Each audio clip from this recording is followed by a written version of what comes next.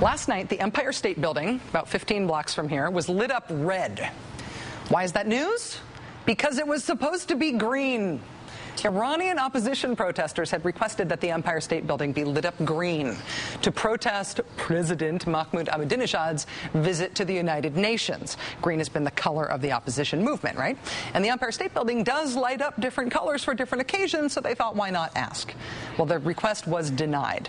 But in what appeared to be a very happy coincidence, the building was scheduled to be lit up in green anyway to celebrate the 70th anniversary of the Wizard of Oz, you know, Emerald City and all that. Well, we reported on Wednesday that activists plan to celebrate the happy coincidence. They're also planning on cheering at the Empire State Building when it lights up green tomorrow night at sunset. That didn't happen. As of Wednesday night, green was the plan, which I can prove because I've got this screenshot from the Empire State Building's own website saying it's going to be green.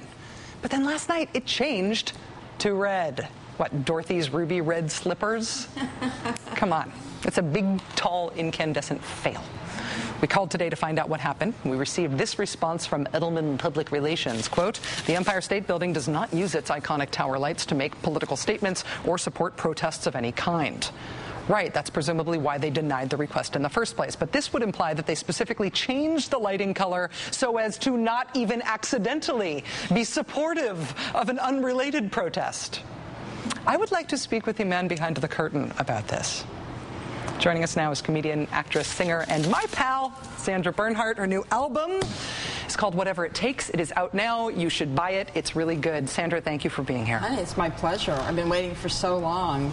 We watch from our bed, and we wait, and we hope that we can get on and talk about all of the great subjects of our times and the day, and here we are talking about it. So I'm excited because the idea of all the Iranian protesters and those celebrating the 70th anniversary of Wizard of Oz will all meet together under the green awning. It was such a happy coincidence. It was a happy coincidence. But now red for the Wizard of Oz? Is there any plausible way in which that's... Well, as you mentioned, you know, click your heels 3 times and say, there's no place like home. Even if it's Tehran, you still will get home somehow. It won't be quite as, you know, dreamy, and there might not be, you know, a Tin Man. Or maybe there will be a Tin Man. I mean, even a yellow for Yellow Brick Road would have made more sense anyway. Well, I don't mind the red, you know.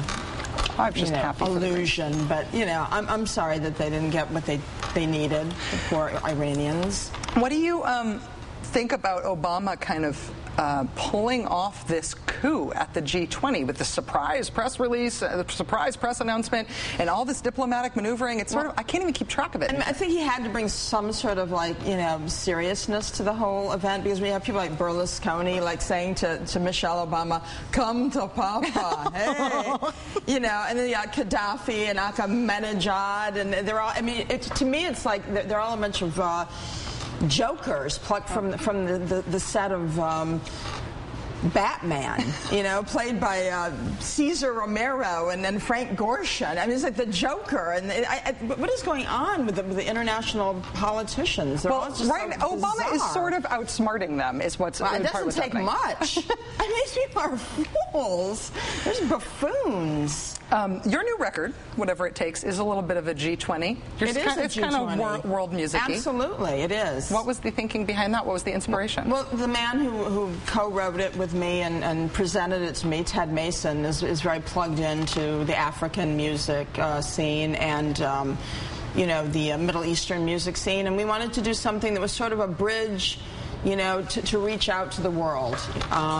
Considering what's been going on for the past 8 years and the sort of fear of travel and, you know, the doubt about other cultures. This was like a breakthrough celebration of the Obama administration and just, you know, getting on planes and traveling again, metaphorically and physically and spiritually. So the music's really reflective of the things I like to do. I like to go to new cultures and other countries, and it's, you know, it's kind of a beautiful celebration of that. I will confess, though, that I know, because I know you personally, I know that you have been doing something very American, which is that you are newly obsessed with dancing.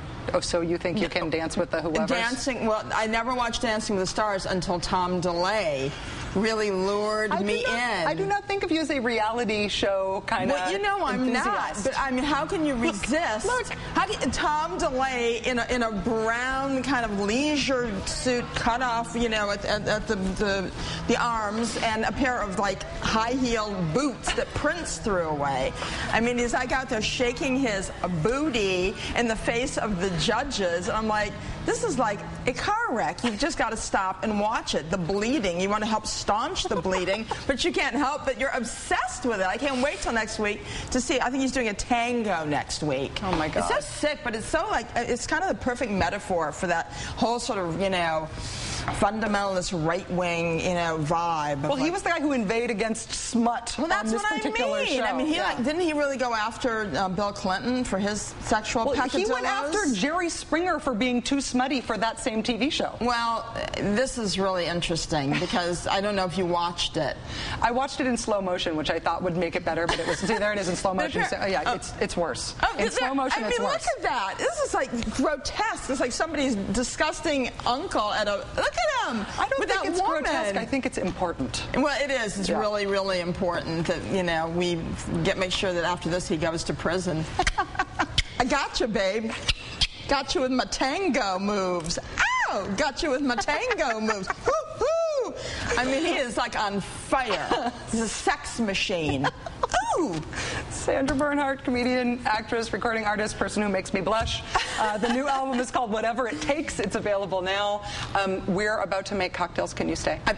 Can I stay? I wish I'd brought the fondue pot and some cheese. We could have melted up some fondue. That is my secret. Do not tell anybody about that. We have actual cocktails in a cocktail moment coming up. Hold on. We'll be right back.